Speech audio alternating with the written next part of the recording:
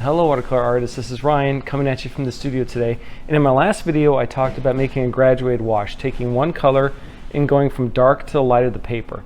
And the goal of that of course is to make it as smooth as possible without getting a bunch of hard edges or lines.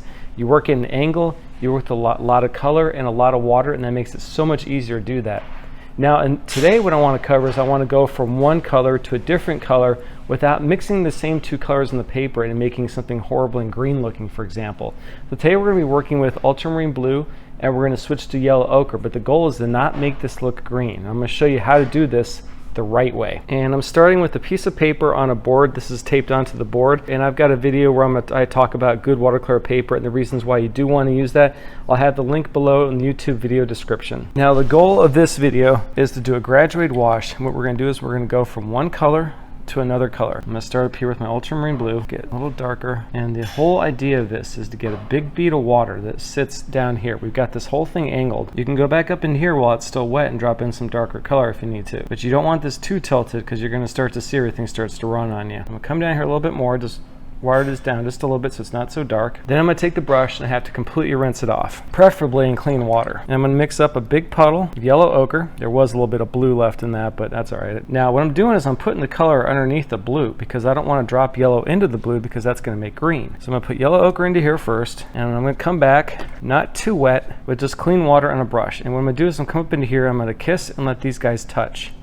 Now that blue is going to go downhill. You can go back and forth a couple times, but I'm not going back up into what I worked on too much. And then I'm going to go back into my yellow ochre and grab more yellow ochre. You can go back up in here a little bit as long as it's still wet enough. And then what I'm going to have to do here is I've got lots of color going underneath the paper. I've got to clean up on all fours. So I'm just going to pick that up with my paper towel because that will form water blossoms. And I got a nice transition from blue to yellow ochre here, but I didn't really make much green in the middle. Now if you still want things to move a little bit further, you can wick up the puddles because that will move around on us quite a bit. I could tilt the board a little bit this way. I could go this direction. If you really want to get things to move just a little bit more, you could also take your spray the air, let the water fall on top of it, and then just let gravity move things around a little bit more on you. But you're going to notice that that yellow and blue are not mixing together too much and making a green. And that's what's difficult about watercolor because there's so many different ways to mix the same two colors. And don't be afraid to let gravity do a lot of the work for you. I'm just tilting the board up and letting things move the direction I want it to. What you don't want to do is you don't want to go back into this while everything is still really wet, because if you do, you're going to get water blossoms. So let this sit and start to dry,